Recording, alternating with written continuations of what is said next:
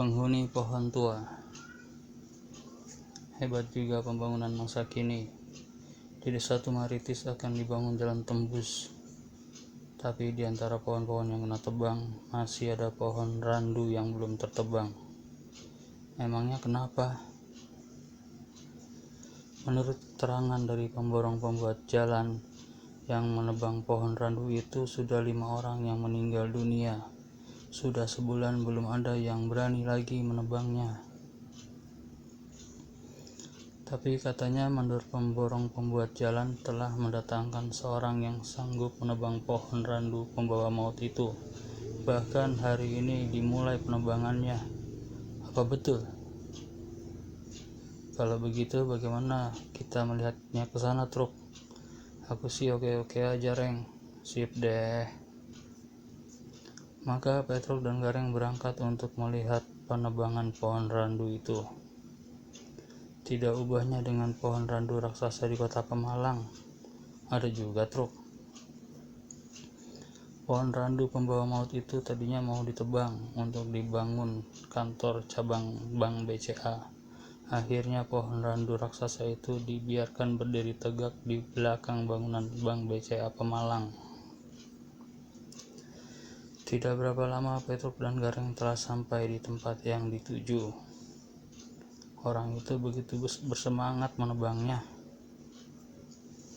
Tapi penebang itu sangat terkejut begitu melihat cairan yang meleleh dari bekas bacokan kampaknya. Hah, kok ada getah seperti darah? Pak Mandor, lihatlah, getah pohon randu ini merah seperti darah. Emang setiap yang menebangnya mengatakan demikian.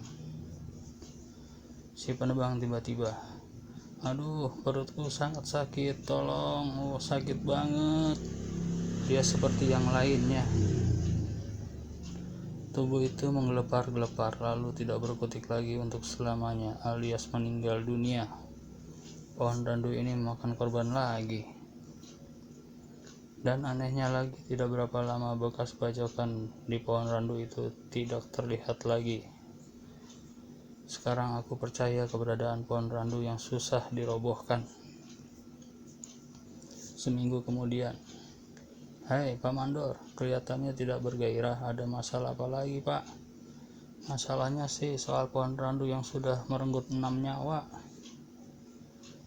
Memang Pak Mandor, dengan lain perkataan, ada kalanya manusia modern, ilmu teknologinya yang serba canggih, harus mengakui keberadaan kekuasaan gaib dari makhluk-makhluk halus yang kasat mata atau tidak bisa dilihat mata manusia, terkecuali manusia itu memiliki ilmu penerawangan. Apakah ada di sini yang memiliki ilmu penerawangan? Oh, jelas ada. Kenapa sebelum banyak jatuh korban Pak Mandor tidak menanyakan dulu kepada orang pintar? Soalnya bosku tidak percaya masalah gaib. Soal makhluk halus, jin, siluman, dedemit, setan, dan karuhun dianggapnya tahayul.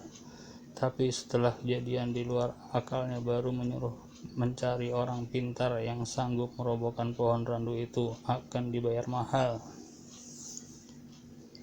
Baiklah kalau begitu, minggu-minggu ini juga pohon randu itu pasti sudah roboh. Yang benar, kalau begitu kabar gembira ini akan segera aku beritahukan kepada bosku. Aku serius, Pak. Esoknya, Petruk dan Gareng bermaksud mendatangi Pak Semar. Truk, ini namanya obyekan. Sama denganku, kau emang hijau kalau sama duit, Reng. Di perjalanan. Nah, itu dia Pak Semar. Kebetulan ketemu di sini ya. Pak Semar, mau kemana? Aku mau ke rumahnya Gultom Agensi, akan pinjam duit, kekurangan bayar kambing buat kurban. Kalau begitu Pak Semar tidak usah minjem duit sama Gultom Agensi. Emangnya kalian mau minjemin? Petruk segera menceritakan maksud mandor pemborong pembangunan jalan tembus itu. Kalau begitu kebetulan juga, nanti malam kita kerjain tanpa tahu siapapun, kau dan Gareng yang menebangnya. Pak, tapi saya takut mati seperti yang 6 orang itu. Iya, Pak. Aku bertanggung jawab. Baiklah kalau begitu, percaya pada Bapak. Malamnya, hei penghuni pohon randu, demi kepentingan umum, ku mohon kau merelakan pohon ini akan kutebang. Hah, orang tua itu, aku tidak sanggup melawan dia. Maka, ya, aku terpaksa akan mencari pohon yang lain untuk tempat tinggalku. Terima kasih atas kerelaanmu. Lalu, cepatlah kalian tebang, penghuninya sudah pergi. Baik pak, jadi dah kita dapat duit truk. Dengan semangatnya Petruk dan Gareng menebang pohon randu itu. Beberapa jam kemudian pohon itu telah roboh. Sekarang juga Pak Mandor akan kuberitahu. Malam-malam begini, biarin besok aja. Mandor dan bos pemborong pembangunan jalan alangkah gembiranya melihat kenyataan ini. Terimalah imbalan yang telah dijanjikan. Terima kasih. Lalu mereka pulang. Pak, uang ini tentunya dibagi 3 ya. Dibagi 4, yang sebagian akan kuserahkan kepada Yayasan Yatim Piatu. Saya sangat setuju Pak. Sekian. Terima kasih. Sampai jumpa di lain kisah.